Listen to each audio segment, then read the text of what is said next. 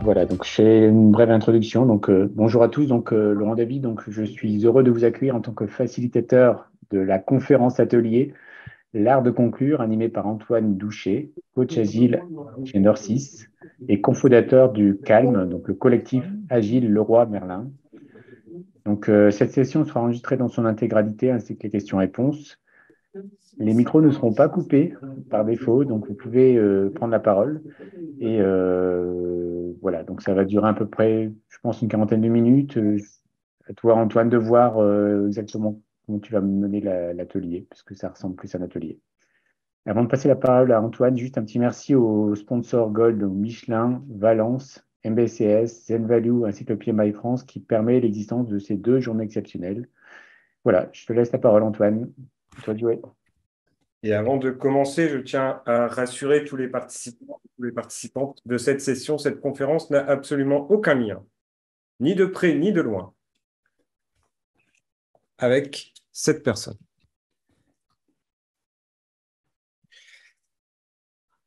Ah. Bonjour à toutes et à tous. Je suis ravi d'être avec vous aujourd'hui. Merci d'être présent pour cette conférence, L'art de conclure. Alors, comme David l'a dit, je m'appelle Antoine Douchet, coach agile.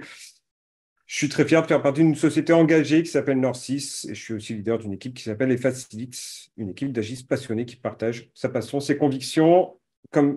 Merci aux organisateurs, David, toi y compris, et puis à l'ensemble des sponsors pour rendre cette conférence possible. Avant de commencer, j'ai une question pour vous. Finalement, c'était comment cette journée au PIAF?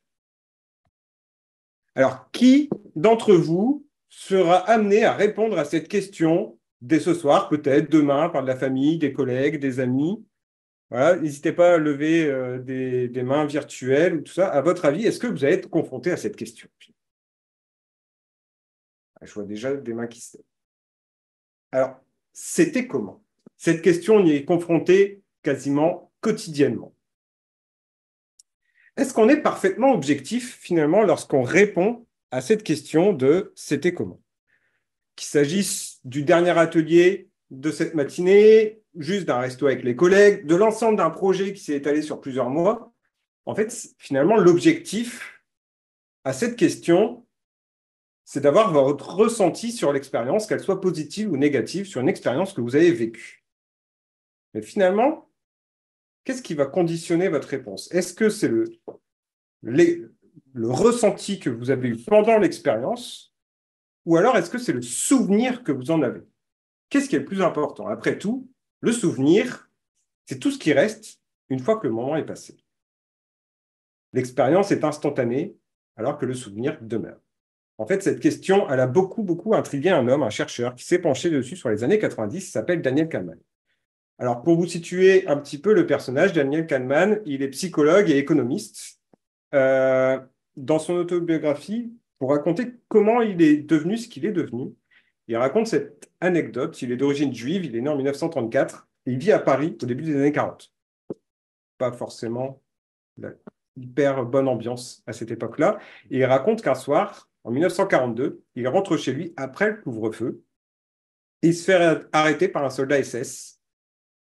Probablement la pire chose qui peut arriver à un enfant de 8 ans à cette époque. Et ce soldat, il voit son étoile jaune qu'il essaye de cacher. Il lui parle en allemand, il ne saura jamais ce qu'il lui a dit. Il s'approche de lui, il ouvre son portefeuille, il lui montre la photo d'un petit garçon, il le prend dans ses bras et le laisse rentrer chez lui. À partir de ce moment-là, Daniel Kahneman explique qu'il s'est forgé la conviction que les gens sont infiniment compliqués et intéressants. Ce sont ces termes. Et donc, sa citation préférée, c'est celle-ci: « Notre conviction réconfortante que le monde a un sens repose sur une base solide, notre capacité presque illimitée à ignorer notre ignorance. » Un petit peu pour vous situer le personnage. Bref, il va aux États-Unis pour suivre sa vie, il devient psychologue économiste spécialisé dans la finance comportementale et il aura un prix Nobel d'économie pour ça. Et il va se lancer dans les années 90 sur un petit peu l'économie du bonheur et ce qu'il appelle la psychologie hédoniste. Je vous ai montré un petit peu la définition qu'il a écrite. C'est l'étude de ce qui rend l'expérience de la vie plaisante ou déplaisante On a à voir avec des sentiments, douleur, plaisir, passion, ennui, chagrin, etc. Tout ça, c'est corrélé à toute une gamme de circonstances biologiques ou sociétales qui provoquent la souffrance ou le plaisir. Bon, voilà. J'ai épuisé l'ensemble, mon quota de mots compliqués jusqu'à la fin de cette conférence. Rassurez-vous, le reste va être beaucoup, beaucoup plus simple. Donc, il s'intéresse aux souvenirs qu'on garde d'un moment ou d'une expérience, qu'elle soit agréable ou désagréable. Et à choisir, il a commencé par le désagréable. Donc, il s'est associé à un médecin canadien pour faire des expériences sur le ressenti et l'expérience qu'on garde après une coloscopie. Pourquoi pas? OK, donc le contexte, on est au Canada, on est dans les années 90. Rappelez-vous la taille des téléviseurs à l'époque. Dites-vous que le matériel a diminué depuis, hein, y compris le matériel médical. On a réduit la taille des instruments et donc on a un examen qui est plutôt désagréable avec une anesthésie légère, la colonoscopie. Il va observer 154 examens. Ce sont de merveilleux moments de perspective. Okay. Est-ce que tout le monde a bien l'image en tête? Ça va? Je ne vais pas vous faire un dessin quand même. OK, bon, alors je peux vous faire un dessin si vous voulez, vraiment. Je vous laisse 5 secondes pour profiter de cette slide. Okay. Et donc, chaque patient, pendant cet examen, a un petit boîtier pour exprimer son seuil de douleur toutes les minutes. Donc, on imagine qu'on est dans une situation plutôt inconfortable et toutes les minutes, il y a quelqu'un qui vous tape sur l'épaule. Alors, t'as mal? Ça se passe comment? C'est bien l'exercice de projection, ça permet de se situer. Alors, quels sont les résultats? Je me doute que vous avez hâte de connaître un petit peu les résultats de cette expérience. Faisons une petite analyse. Donc, on a deux exemples de résultats de cette expérience. La première, c'est le patient A. Donc, on voit que l'examen a duré environ 8 minutes. Il y a eu un pic de douleur à 7 sur 10 et puis un deuxième pic de douleur à 7 sur 10 juste avant la fin de l'examen. Et ensuite, on a le deuxième patient B, un examen qui a duré plus de 25 minutes avec différents pics de douleur à 6, 8, encore à 6, etc. et qui se termine de manière un petit peu moins douloureuse. Là, on est sur l'expérience, le ressenti qu'on a pendant l'expérience. Et forcément, un mois après, il vient questionner les personnes en disant, sur une échelle de 1 à 10, comment évaluez-vous la quantité totale d'inconfort que vous avez ressenti lors de l'examen, mais par rapport aux souvenirs que vous en gardez. Tout est dans aussi la formulation de la question. Je trouve ça joliment formulé. Et donc, avec l'ensemble de ces expériences, ils se sont rendus compte que finalement, le lien de corrélation qu'il existe entre le ressenti qu'on a pendant l'expérience et le souvenir qu'on en garde va dépendre de l'intensité maximale, le seuil maximal de douleur qu'on a ressenti pendant l'examen, et l'intensité finale, le seuil de douleur qu'on a ressenti à la fin de l'examen. Mais finalement, aucune corrélation sur la durée totale de l'examen. Ce qui veut dire que dans notre exemple précédemment, finalement, le patient A garde un moins bon souvenir, si on peut le formuler comme ça, de l'examen, parce qu'il a reçu un pic de douleur très élevé à la fin de l'examen, alors que le patient B, il en garde un meilleur souvenir, alors que finalement, on voit bien que, pas besoin d'être mathématicien pour voir que l'air sous les courbes est bien supérieur chez le patient B, et donc normalement, la quantité totale d'inconfort devrait être supérieure chez le patient B. Elle est factuellement supérieure. Pourtant, le souvenir qu'il s'en garde, le patient B garde un meilleur souvenir que le patient A de cet examen. Ça interroge même, parce que dans des examens, notamment la coloscopie, qui sert de dépistage, on aurait tout intérêt à faire en sorte que le patient accepte de revenir un an après. Et donc, qu'il garde un bon souvenir de l'examen, ou en tout cas pas un trop mauvais souvenir de celui-ci, pour l'inciter à revenir. Ça pourrait même poser des questions de déontologie. Est-ce que j'ai un intérêt en tant que médecin à faire durer artificiellement l'examen quelques minutes avec un seuil de douleur très léger pour faire en sorte que mon patient en garde un bon souvenir? Je ne vais pas me prononcer sur des questions de déontologie médicale, mais ça peut poser des questions. Alors, à la fin, il y a eu beaucoup d'autres expériences. J'ai choisi de vous présenter celle-ci pour des raisons qui sont absolument évidentes. Mais le résultat est toujours pareil. Le souvenir qu'on garde d'une expérience dépend essentiellement du niveau de plaisir ou de déplaisir à son apogée et à la fin. C'est ce qu'ils ont appelé la loi de l'apogée fin, ou the peak and rule en anglais. Alors, on a plein d'exemples dans notre vie quotidienne. Le souvenir qu'on va garder d'un repas dépend plus de la qualité du dessert que de la qualité de l'entrée, par exemple. On peut avoir une super entrée, un bon repas, un dessert bof. Bon, on va garder un moins bon souvenir qu'une entrée bof, un bon repas et un super dessert.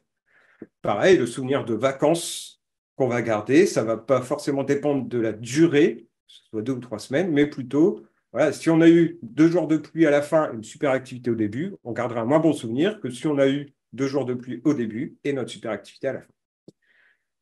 Pareil, on a tous en tête ces séries dont pendant la diffusion, tout le monde trouvait ça incroyable et qui ont raté leur fin et finalement, ça laisse ce petit boudinage fait. Ouais, bof. Game of Thrones, au hasard. Euh, voilà, la dernière chanson d'un concert, c'est celle qui est préférée par les fans, etc., etc. Le souvenir va dépendre de l'intensité maximale pendant l'expérience et de l'intensité à la fin, mais finalement très très peu de la durée de l'expérience. Autre exemple, dans notre vie de tous les jours, il y en a qui sont très très forts pour jouer à nos biais cognitifs, notamment, ça peut être à Disneyland. Et qu'est-ce qui provoque du déplaisir à Disneyland? Souvent, qu'est-ce qu'on fait? On fait la queue. Et donc, forcément, ils se sont posé la question de comment on peut améliorer le souvenir de l'expérience qui est déplaisante chez nous dans nos parcs, c'est-à-dire attente.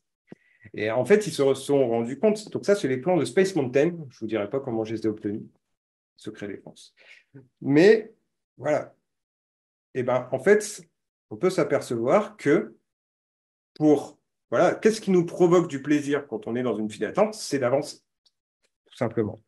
Donc, en fait, quand on commence la file d'attente, on est dans la zone verte qui fait 6 à 8 mètres de large, donc on avance assez lentement. Et au fur et à mesure qu'on va se rapprocher de l'attraction, on va réduire la file d'attente qui automatiquement va faire en sorte qu'on va avancer plus vite. Et donc, qu'on ait attendu 30 minutes, 45 minutes ou 1 heure, on gardera un souvenir plus positif de cette expérience d'attente juste parce qu'on aura avancé plus vite les 5 dernières minutes. Et oui, on joue avec votre cerveau tous les jours. Alors, pourquoi je vous parle de ça? Vous allez me dire, il est bien beau avec cette histoire de coloscopie, mais on ne voit pas trop le rapport avec une conférence agile. C'est pas faux. Mais quand même, est-ce que j'ai des Scrum Masters dans la salle virtuelle ou alors des managers ou des RH ou bien encore des chefs de projet? Pourquoi pas? Vous avez le droit. Je vois déjà Eric qui lève la main. Merci. Du coup, ces prochaines minutes, elles sont pour toi. J'espère qu'il y en a d'autres quand même. N'hésite pas, David, si tu vois le nombre de mains levées ou le nombre de personnes qui réagissent. Ouais, ouais. Alors, vous l'avez peut-être compris, on va parler de l'expérience que vous pouvez laisser à un collaborateur au sein de votre équipe ou de votre entreprise. Ce qu'on va appeler l'offboarding. Quelques chiffres. On a 70% des entreprises aujourd'hui qui n'ont absolument pas pensé leur processus lié au départ d'un collaborateur. Et pourtant, 85% des collaborateurs, donc ça, c'est pas moi qui le dis, je vous ai mis les sources en dessous, c'est des sondages, 85% des collaborateurs qui sont prêts à parler en bien de leur entreprise si leur départ se passe bien. La question a été joliment formulée. Et on a un collaborateur sur 2 qui estime que l'entreprise est déstabilisée après un départ. Donc, en gros, on a un peu raté la fin, que ce soit la passation ou autre chose. Et en plus, le contexte de la tech, on sait qu'on est dans un contexte avec beaucoup de turnover, des salariés qui viennent, qui des fois tentent quelque chose et qui reviennent aux salariés boomerang, qui reviennent dans les équipes ou dans les entreprises, et même des employeurs qui veulent valoriser un petit peu leur image et la marque employée. Donc, en fait, on aurait tout intérêt à mettre en place quelque chose qui va faire en sorte qu'on va impacter positivement le souvenir d'un collaborateur de son passage dans notre équipe ou dans notre entreprise. Alors, on a vu 70% n'y ont pas pensé, mais du coup, 30% y ont pensé. C'est déjà un bon point de départ. Voyons un peu le process de boarding que ces entreprises ont pensé. Première étape, ils disent on transfère les accès aux documents sur le réseau de l'entreprise. Ça, c'est un vrai process que j'ai trouvé. Donc, en gros, les Google Drive, etc., ou les OneDrive, faire en sorte de transférer les droits pour ne pas être freiné dans la suite de l'activité. C'est plutôt intelligent. Surtout, on vide et on rend son ordinateur. Très, très bien, merci. On rend son badge et après, on supprime les accès de la personne pour être sûr qu'ils ne reviennent pas. Là, on sent qu'on a beaucoup d'émotions et qu'on va impacter très positivement le souvenir de notre entreprise. Souvent, dans ces entreprises-là, sur le mur, il y a écrit quelque chose. Je ne sais pas si vous voyez, en fait, le collaborateur, il va se sentir un peu comme ça. Et c'est écrit souvent en grand comme ça. Chez nous, c'est l'humain au centre. Et ben maintenant, on comprend pourquoi c'est l'humain au centre. Et surtout, si on a vu la tête du DRH derrière. Voilà. OK. Alors, qu'est-ce qu'on peut faire chaque situation, je vais passer la slide. Chaque situation, chaque contexte est évidemment différent. Je n'ai pas la prétention de vous dire exactement quoi faire, mais quelques conseils assez génériques de les astuces qu'on peut mettre en place pour impacter positivement, finalement, le souvenir d'un collaborateur de son passage dans notre équipe ou dans notre entreprise, déjà, avoir un moment de reconnaissance. J'aime bien imaginer des entretiens où on va faire le point sur qu'est-ce que tu savais en arrivant, quelles compétences tu as pu développer, l'apprentissage que tu as eu auprès de nous dans notre équipe. Et voilà, valoriser l'apprentissage et la progression du collaborateur lors de son passage dans votre environnement. Amener du feedback dans la manière de collaborer avec lui, qu'est-ce qu'on a aimé, et puis quels conseils peut-être vous lui donneriez pour la suite, pour qu'il continue à s'épanouir dans ses futures expériences. On voit souvent le départ comme quelque chose, un échec, mais non, pas forcément. En faire un moment de convivialité, un vrai moment collectif. Le premier réflexe quand quelqu'un annonce son départ, c'est tu payes un coup. En tout cas, je pars chez nous, c'est ça. Je suis dans le nord de la France, peut-être ça, c'est lié. Mais voilà, on pourrait aussi imaginer que l'équipe ou l'entreprise, finalement, finance ce moment de convivialité pour remercier le collaborateur de son passage par chez nous. Et enfin, garder le lien. J'ai en tête une entreprise de coworking qui offre finalement un prix d'amis, c'est-à-dire une réduction de 20% dans l'ensemble en France de ces espaces de coworking pour tous leurs anciens collaborateurs. Et je trouve l'idée pas mal de se dire, si tu as été un jour dans notre entreprise, tu peux toujours revenir et on te fera toujours un prix parce que tu as déjà bossé avec nous. En fait. Voilà. Le symbole est plutôt intéressant, c'est symbolique, encore une fois, mais voilà. Et on a pas mal d'entreprises qui nous parlent de réseaux d'anciens ou des choses comme ça qui essaient de tisser un petit peu un lien pour toujours garder ce contact et garder un petit peu impacter le souvenir d'une expérience. D'ailleurs, je pars, mais je ne pars pas jamais vraiment. OK. Alors, on a vu ça un petit peu. Maintenant, une autre question pour vous. Est-ce que j'ai des PO, des UX avec moi dans la salle? Plus d'une vingtaine. Ou alors des product managers ou globalement des produits de quelque chose. Il y a trop de noms à l'américaine dans la communauté produit. Donc, j'ai été un peu réducteur histoire de n'oublier personne. Est-ce que ça vous intéresse de parler un petit peu de l'expérience, comment on peut impacter positivement l'expérience d'un utilisateur, finalement, sur l'utilisation d'un produit? Pas de main levée. Bon, je vous en parle quand même. Vas-y. Alors, quand on parle UX, la clé, c'est travailler la temporalité de l'UX et avoir un levier pour créer de l'impact. Alors, en fait, de quoi on parle quand on parle de temporalité de l'UX? On connaît plutôt bien 3 facteurs de l'UX, c'est le système, l'utilisateur et le contexte. Mais on peut en ajouter un 4e, c'est la temporalité. Finalement. Une UX, elle est dynamique. Et s'il y a une temporalité, il y a un début et une fin. L'UX dans le temps. Alors, on peut avoir 2 exemples. C'est soit sur l'utilisation globale d'une application. Et du coup, je vais commencer à me l'approprier, l'utiliser avec différents socles. Ou alors, une expérience momentanée qui est le parcours d'achat d'un utilisateur sur un site e-commerce, début et fini. Donc, il y a Karine Lallemand qui propose un petit peu pas mal d'éléments sur la temporalité de l'UX. Ça, on est plutôt sur l'UX cumulative où on va s'approprier au fur et à mesure.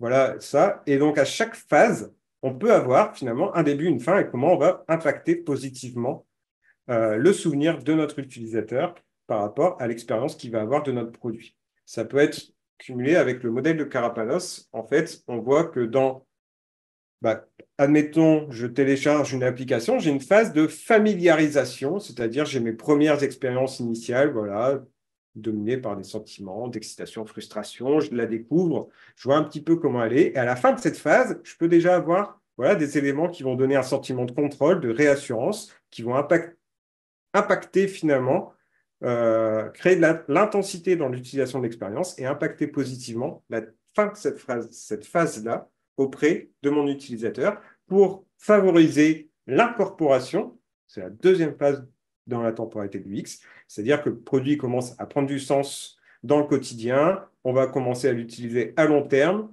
jour après jour. Et à partir de là, on peut du coup amener des éléments de fidélisation pour encore une fois bien amener cette phase-là, récompenser un petit peu l'utilisation du produit, récompenser l'utilisateur s'il utilise le produit. Et ça va faciliter le fait de passer dans l'identification, c'est-à-dire que le produit va devenir adapté, accepté dans la vie, participer aux interactions sociales. Et là, on peut avoir ensuite des éléments de partage de contribution, c'est-à-dire ce produit, je le kiffe tellement que j'ai envie de m'impliquer finalement dans son évolution et le recommander à mes amis sur les réseaux, etc., etc. Et donc là, on peut venir proposer à l'utilisateur à ce moment-là. Donc, savoir identifier les différentes phases dans l'utilisation d'un produit permet en fait d'impacter positivement la fin de chaque phase et de favoriser la suite. Après, sur l'utilisation plus momentanée de l'UX, il y a un outil que vous connaissez peut-être qui s'appelle les User Journey Map ou Customer Journey Map, qui permettent en fait d'identifier les différentes phases d'utilisation d'un produit et de venir identifier les courbes émotionnelles de nos différents personas. Posez-vous la question de est-ce que à la fin de l'utilisation de mon expérience, comment je peux créer de l'intensité pour impacter positivement le souvenir de mon utilisateur. Un exemple, est-ce que vous êtes déjà demandé, je suppose que vous êtes déjà rentré dans un magasin Ikea.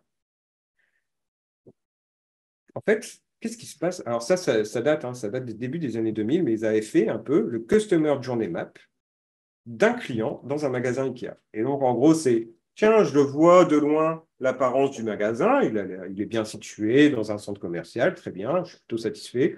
Bon, le parking, neutre. Oh, décoration intérieure, intéressant. Super, j'ai des petits outils pour faire mon shopping, le fameux crayon de bois avec le petit marqueur ou le mètre ruban.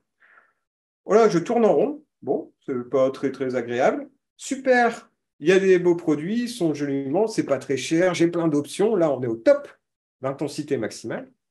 Et après, je dois me servir tout seul. C'est quand même bizarre. Alors, ils ont mis dans tout leur flux d'expérience, voilà, mais je peux quand même manger, les enfants peuvent jouer, super. Ah, et là, on conclut l'expérience sur je dois aller chercher mon carton tout seul, savoir où il est dans l'entrepôt, je dois le mettre sur mon caddie et je vais devoir me débrouiller pour le ramener chez moi. La galère du carton qui ne rentre pas dans la voiture sur le parking. Si vous ne l'avez pas vécu, bravo, vous avez de la chance. Personne ne s'est jamais demandé pourquoi on peut acheter une glace juste après les caisses dans un magasin Ikea. Quel est le rapport entre acheter une glace et le magasin de meubles? Et bien, ils se sont dit, il faut qu'on trouve un truc qui génère peut-être une émotion positive à la sortie de notre expérience utilisateur, parce qu'en fait, on conclut sur quelque chose qui est quand même pas ouf, quoi. Et donc, à l'époque, ils proposaient des glaces et des hot dogs à la sortie. Aujourd'hui, ils proposent même des petites supérettes avec des produits suédois qu'on trouve nulle part ailleurs. Si vous vous demandez pourquoi, c'est parce que eux, ils connaissent bien la loi de l'apogée fin et ils se sont dit qu'on ne pouvait pas conclure l'expérience d'un client avec quelque chose qui était désagréable. Autre exemple, il y a le site Bantech qui a fait tout un article sur la loi de l'apogée fin et qui prend un exemple d'un article sur le site Le Monde, il me semble. Et donc, vous savez, cet article où on commence à lire l'introduction et pouf, cet article est réservé aux abonnés. C'est dommage, il te reste 80% à découvrir, mais il faut payer. C'est leur modèle économique, soit. Et donc, ils ont dit, voilà, si en fait, on devait faire une courbe émotionnelle, c'est super, l'article est intéressant, j'ai pas de pub, le sommaire, ça va m'aider, l'introduction est bien rédigée, pouf, zut, je dois m'abonner, je dois payer. Fin de l'expérience. Et donc, la note moyenne de l'expérience utilisateur, elle est plutôt bonne, mais selon la loi de l'apogée fin, où on prend l'intensité maximale et l'intensité finale, elle est beaucoup moins bonne. Ce qu'il propose à la place, c'est de se dire, en fait, on pourrait juste, avec une autre approche et en tenant compte de cette loi-là, se dire, eh ben, au lieu que l'encart apparaît après 20% de l'article, l'encart apparaît dès le début, comme ça on va générer la frustration tout de suite. Ils écrivent une jolie Pas phrase, dès le nous, début, 20%. pour qu'ils puissent vivre de leur plume. Hop, et je peux cliquer sur je découvre 20% de l'article gratuitement. Ça voudrait dire que sur la courbe émotionnelle, elle va changer. C'est ouais, super, l'article est parfait. On descendrait. Donc, imaginez, on descendrait. Ah zut, je dois m'abonner pour aller plus loin. Et on remonte. Ah, mais quand même, il n'y a pas de pub. Je peux quand même accéder à 20% de l'article. En plus, l'introduction, elle était bien rédigée. On ne change pas le modèle économique en soi, mais peut-être que la satisfaction de l'utilisateur, si on tient compte de la loi de la pause G-fin, elle serait différente parce qu'on a mis, en fait, on a terminé par quelque chose qui est plus positif.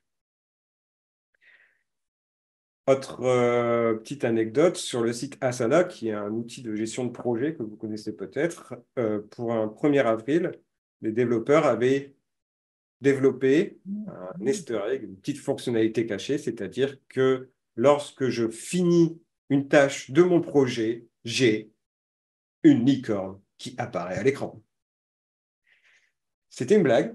Et ben, ça a tellement plu aux gens que quand ils l'ont enlevé le lendemain, ils ont reçu énormément de plaintes qui les ont obligés à remettre la fonctionnalité 2 jours après.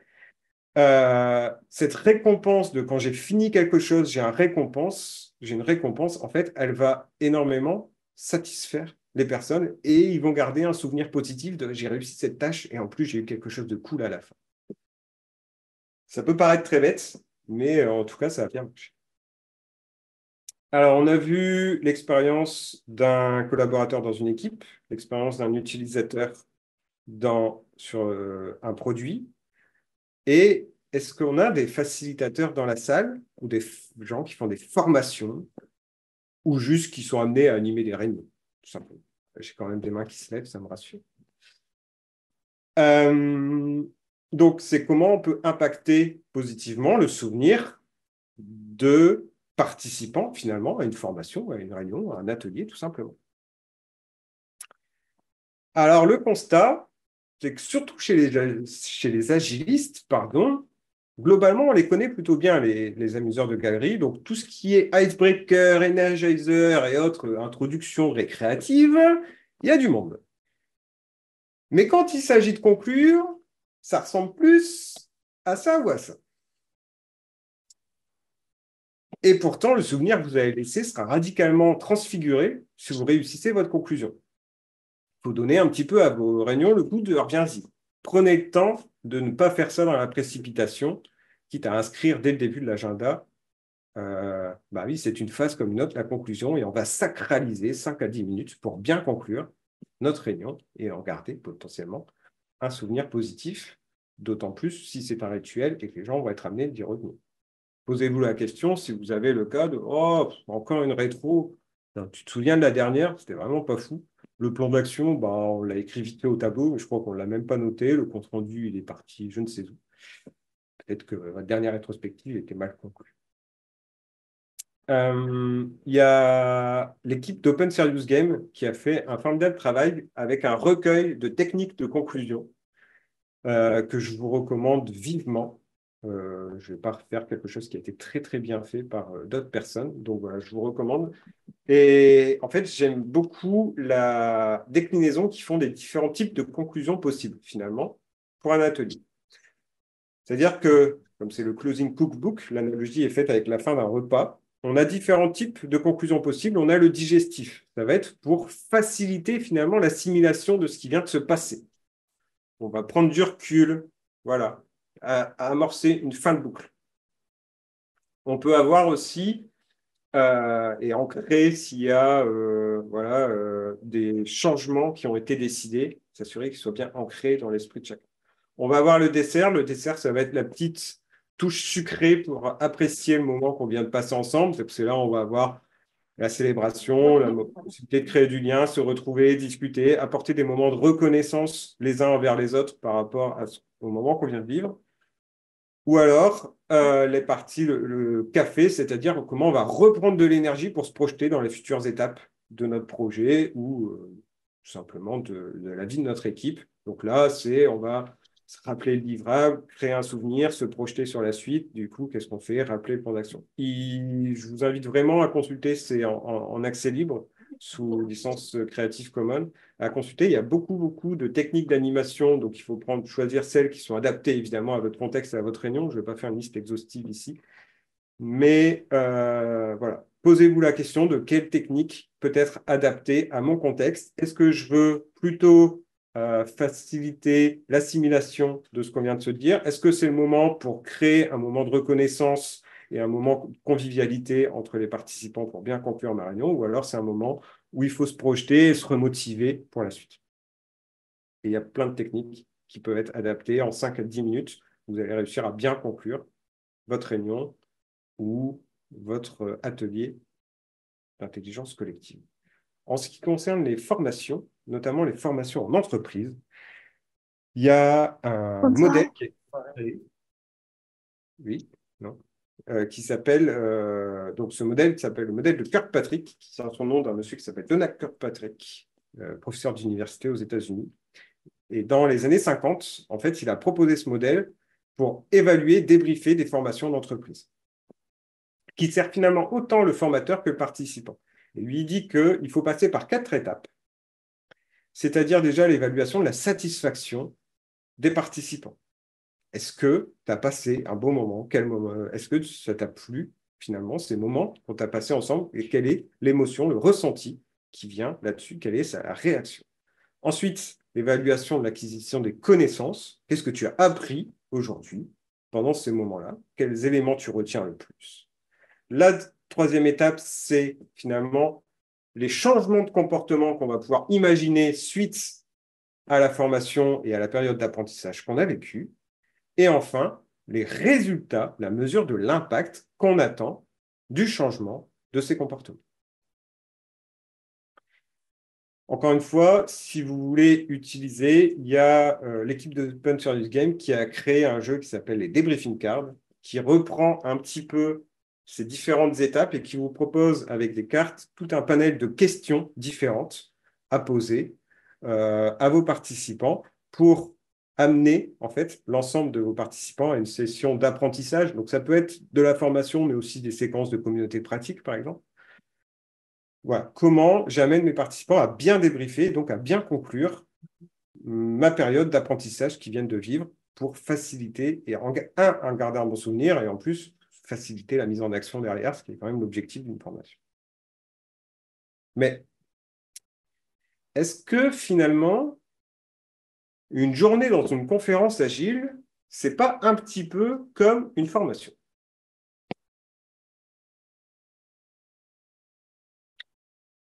Moi, je pense que oui. Donc, vous me voyez venir. Ça va être très simple et je vais solliciter l'aide de David. Ce que je vous propose, c'est que pendant les 5 prochaines minutes, vous allez être répartis dans des sous-salles, ce qui explique aussi le fait qu'on soit dans un format atelier, et par 2 ou par 3, et je vais vous amener à discuter avec les personnes et à franchir finalement ces 4 étapes de c'est quoi votre meilleur souvenir aujourd'hui? Quel concept, quelle pratique vous ne connaissiez pas peut-être avant aujourd'hui, que vous avez découvert tout au long des conférences de cette journée du PIAF ou de ces 2 jours, si vous avez eu la chance de suivre les 2 jours? Est-ce qu'il y a une situation dans laquelle vous allez vous comporter même un petit peu différemment demain par rapport à ce que vous avez appris aujourd'hui? Et aussi, comment l'expérience d'aujourd'hui, elle va changer votre entourage, votre entreprise? Voilà, on se donne 5 minutes et vous allez vous retrouver dans une salle avec quelqu'un que vous ne connaissez absolument pas, et ce n'est pas grave. Discutez avec lui de l'expérience que vous avez vécue pendant cette journée au Piaf Agile et peut-être ça vous permettra d'en garder un souvenir incroyable parce que vous l'aurez bien conclu. Super. Laurent, C'est parti. merci beaucoup et on se retrouve dans 5 minutes. Donc ça revient. On dirait que Arnaud Serge Nad est revenu avec nous. Vous êtes Mhm. avec nous? Vous nous Oui, entendez? oui. Super. Oui, Impec. Est-ce que vous avez eu l'impression de bien conclure cette journée? Oui, on a appris quelque chose. Donc, Ah. je oui. suis content. Bon, Hop, C'était. alors on va retrouver tout le monde, normalement. Voilà. On nous a coupé. Bienvenue à toutes et à tous. Juste une seconde, Antoine, juste pour dire à Paola, d'ici à peu près un mois, il y aura les conférences seront disponibles et tu auras la, la présentation de Charlène, justement. Super. Marmotte, tu cherches Marmotte. D'accord. Euh, alors, finalement, c'était comment cette journée au PIAF? J'espère que vous avez pu amener les réponses à cette question. Hop. Euh, Cette conclusion, l'idée, c'était donc de vous proposer quelque chose qui vous permette de faire un débriefing complet finalement de cette expérience en retenant que le souvenir que vous garderez de cette journée, elle est probablement liée à l'intensité maximale que vous avez ressentie tout au long de cette journée et puis le niveau de satisfaction finale lors de la dernière conférence, d'où la lourde tâche qui m'était incombée de bien conclure finalement l'expérience. Je vous laisserai faire peut-être votre courbe d'émotion sur la journée personnelle. Globalement, moi, je vous encourage vivement à créer de l'intensité, faire des points d'exclamation plutôt qu'un point final, marquer favorablement l'esprit, le souvenir de vos interlocuteurs. Et en fait, comme les grands maîtres du suspense, ils aiment le faire aussi régulièrement. Créer de l'intensité, c'est aussi créer de l'incertitude. On parle beaucoup d'incertitude dans l'agilité. Accepter l'incertitude, apprécier l'incertitude. Ce genre de questions, vous savez, dans tous les films, là, Christopher Nolan, tout ça, ce genre de questions qu'on va tourner indéfiniment dans nos esprits, par exemple, ça pourrait être finalement, comment on peut conclure une conférence qu'on a eu l'audace et la prétention d'intituler l'art de conclure. Merci beaucoup à toutes et à tous. Et maintenant, on peut papoter pendant quelques minutes si vous avez des questions. Et je vous encourage très, très, très vivement à déposer un feedback parce que j'adore voir ce que les gens en pensent, que ce soit bien ou mal, vous avez le droit d'avoir des questions. Ce sera avec plaisir que je le lirai quand même. Est-ce que vous avez des questions? En tout cas, merci à toi, parce que c'était sympa, justement. Souvent, c'est pas la partie la plus simple de passer en dernier. Hein, donc, T'avais le super sujet quand même. En tout cas, tu l'as adapté. c'est ça. Ça. Hop. Je ne vous vois pas. Comment je vous vois? Ah, c'est là. OK. Et j'ai presque envie de me poser la question, qui, dans ses pratiques, faisait attention justement à conclure au mieux, en fait, ces réunions, par exemple, ou autres activités. Si on pouvait lever la main, Conclure au milieu? Je n'ai pas hein, compris. si, est-ce qu'on faisait Pour attention à préciser. bien conclure, en fait? Est-ce que vous pensez à faire ça, quoi? Qui, dans ses quotidiens, porte une attention à la conclusion de ses réunions Ben, C'est je ne sais ça. pas. Si on peut lever la main, en fait, on pourrait le voir. En tout cas, à partir de maintenant, j'y prêterai plus d'attention, c'est sûr. C'est que mon travail n'aura pas été inutile, j'en suis ravi. C'est pour ça que les feux d'artifice, ça marche à fond sur la fin. C'est ça. Eric, tu y prêtes une attention? Comment tu fais?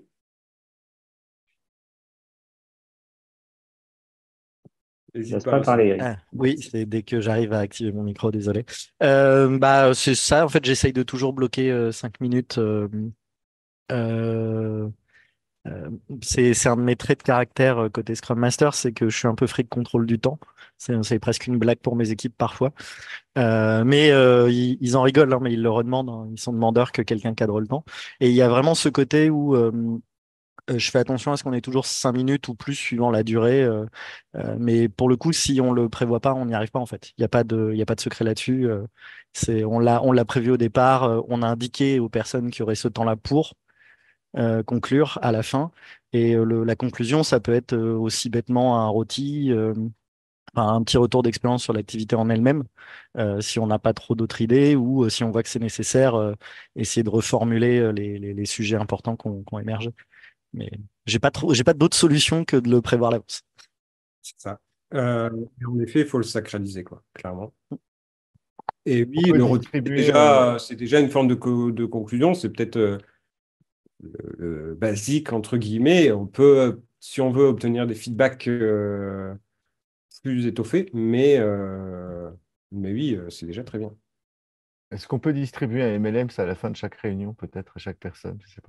Non, pas bête. Alors là, tu vas créer des mécanismes un petit peu, je récompense les gens. Alors, ça s'appelle presque du dressage, hein, mais Ouais, on peut ça essayer peut un être peu de une cacahuètes astuce. aussi. Le problème, c'est le distanciel. Et puis le jour où il n'en aura pas, il y aura de la frustration. Ah, Et on l'avait mis en place une fois à une époque et on a fini par arrêter du plein de global où tout le monde prenait trop de poids dans l'équipe. c'est vrai, oui, le coût, les coûts de santé qui pourraient être occasionnés par un certitude. Ok, et ben s'il n'y a pas d'autres questions, moi je vous souhaite une excellente soirée. Je ne sais pas, Laurent, si tu veux que les participants, il y a une conclusion finale de la conférence où tout le monde éteint son ordi là dans les 2 minutes. Bah écoutez, on n'a pas bien préparé notre conclusion justement là. Maintenant que tu nous le dis. Et donc effectivement, comme c'est la dernière conférence, donc merci à tout le monde pour votre présence, pour votre participation à cet atelier et pour les autres conférences également, pour tous ceux qui ont pu en profiter, j'espère. Et on espère vous voir l'année prochaine. Ouais. Super. Donc là, Merci à l'organisation, en tout cas. Au revoir. ouais, félicitations pour la qualité des intervenants. Et concernant donc toutes ces conférences qui étaient en parallèle, il y aura la possibilité de les revoir. Oui, Ouais. il faut un certain délai et je suis pas sûr si c'est pas le Romain, t'es là toi? Et non, il est parti. Je sais que Mais il Romain, avait dit un mois, si c'est la ouais, personne c'est qui a ça. parlé tout à l'heure. J'ai bien entendu un Ouais, mois parce que ouais, parce que enfin là, je travaillais en même temps, donc j'ai jonglé, mais il y avait plein de choses intéressantes et vraiment la qualité des intervenants. Félicitations. ouais, ouais, c'est également mon sentiment. Donc j'ai vu beaucoup de choses très très très sympas et je regrettais de ne pas pouvoir être à plusieurs endroits. Donc c'est la vie. Voilà. En tout cas, merci beaucoup À et toutes et à tous. espérons que ça Merci vous a bien également. satisfait. Bonne Bonne fin de soirée. journée. Au revoir. Bonne soirée. Ouais. Merci, bonne journée. Au Bonne revoir. journée. Ouais. Ciao.